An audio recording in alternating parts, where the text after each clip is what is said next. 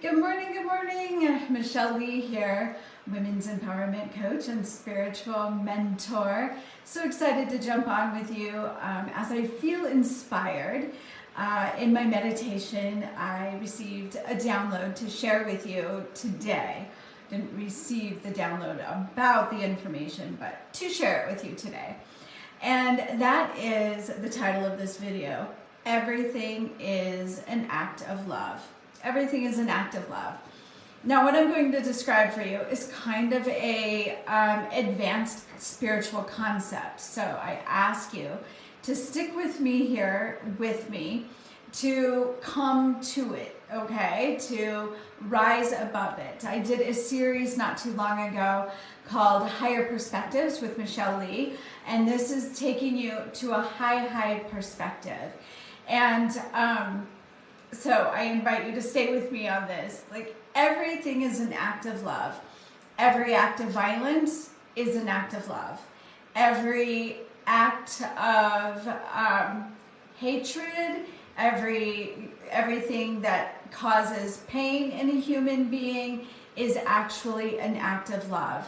And the first time I was introduced to this concept was in the book, The Little Soul and the Sun by Neil Donald Walsh. He's the gentleman who wrote the series of books called Conversations with God. And he also created this children's book, which is absolutely gorgeous. I don't have it anymore. I'm going to order it again. I used to read it to my boys many years ago. And it describes how little soul, who was in heaven, had not incarnated, right? A little soul was telling God that he would like to experience forgiveness. God, I would like to experience forgiveness. And God said, well, little soul, that's very noble of you, but there is nothing to forgive. We are all light and love, and everything is harmonious and good. And little soul says, I love that, but I also want to experience forgiveness. And God went on to say, there's nothing to forgive, little soul. Everything is love and everything is light. And little soul kept asking. He kept pushing it as children do, right? Saying, but I really want to experience forgiveness.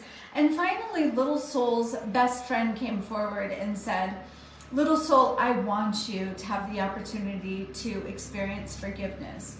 Therefore, I will incarnate with you, and I will do something that is so against my nature. I'm going to have to forget who I am in order to do something that will require your forgiveness, that will give you an opportunity to forgive. And so goes the story, right? Like, there's nothing to forgive. Like, our souls incarnate into this 3D world to have vast experiences. I remember many years ago in my teens, good morning, Sue, so glad to have you here.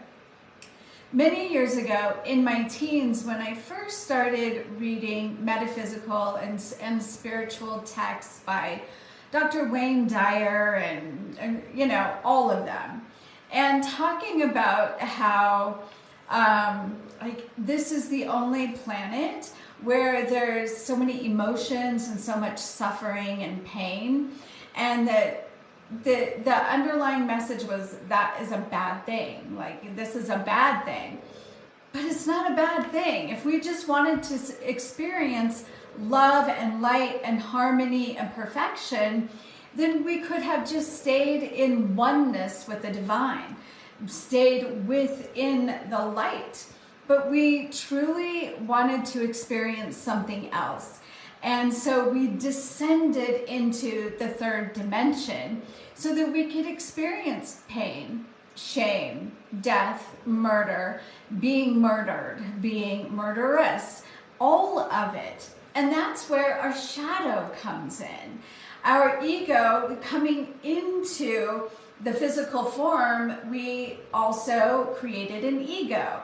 An ego keeps us alive, an ego decides what we are and what we are not.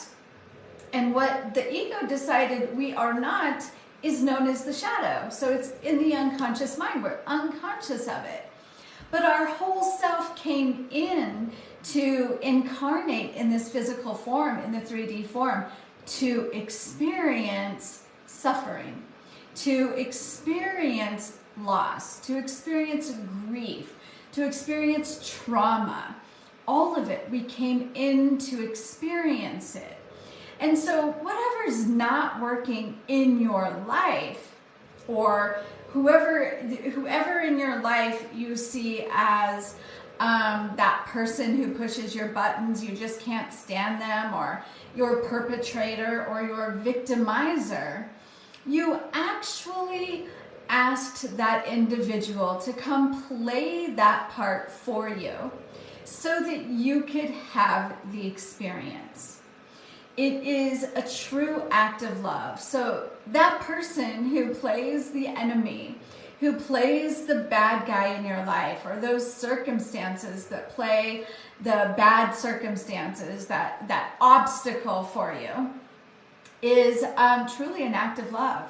In order for us to do harm to another person and cause pain, we have to forget the divinity of who we are. We have to forget who we are. We forget our innocence. We forget that we are infinite love, and we begin to act out of fear and reaction. And so everything is an act of love. And the power in this, right? This is a high view concept. Not an easy concept to grasp when you're in the thick of it, when you're in the thick of pain and suffering. But we came here as souls to experience being a victim. And it's a glorious, fun experience. And then you might get bored of being a victim and go, oh yeah, I want to remember my power. And the remembering your power comes through making your shadow conscious, bringing consciousness to the unconscious, uniting the conscious and the unconscious, because we had to go unconscious in order to play this amazing game where we have hidden our own power so that we could be a victim, so that we could experience pain, because otherwise we would have just stayed in the oneness with the divine. But in order, if you're ready and you're feeling called to go, okay, now I want to remember my power, I want to be fully embodied in my divinity, in order to do that, you must make light of your shadow. And I'm actually starting an 8-week program next month called Making Light of Your Shadow, where I take you through my intuitive coaching and many, many beautiful, powerful, fun, amazing exercises to unite your unconscious with your conscious. Because until you do that, you do actually see yourself as a victim, and you see yourself as being victimized by the economy, by the government, by your sibling, by your spouse, whatever it is. We came in to identify with this victim experience and forget who we are, because who we truly are is all-knowing, all-loving, all that is divinely good. But we can't truly express, we can't truly be in that power to create everything we want as long as we are not unified with our unconscious mind.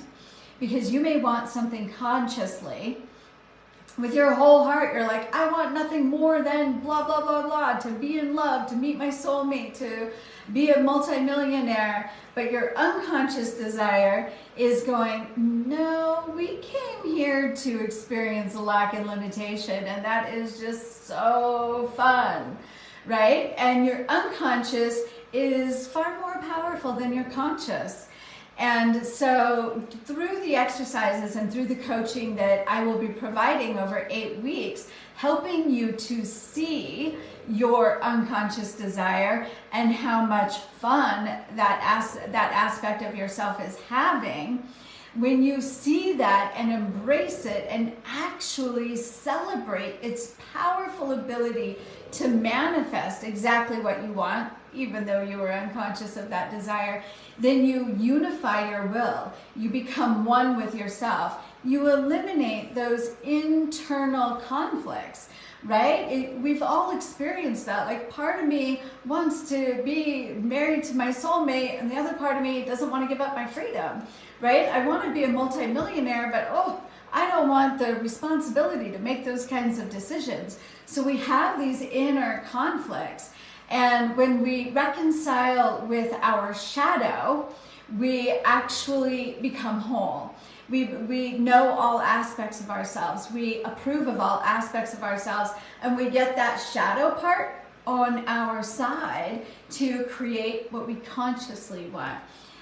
It is, in my almost 30 years of coaching, my first experience was hypnosis and EFT, and I saw those as so powerful, and they are so powerful.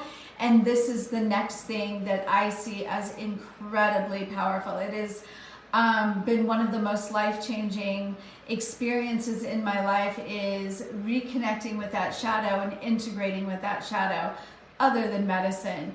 And it was medicine that brought me face to face with my shadow. And now me and my shadow are getting along pretty well, and I want to support you to do the same. So Tori's going to put the link in the comments below for my 8-week program called Making Light of Your Shadow. And put your seatbelt on, because it will transform your life. I hope to see you there. Thank you, Sue, for tuning in. Yes, please do share with your brother. That would be amazing. Have an amazing day. Mwah! And I will see you next time. Bye for now.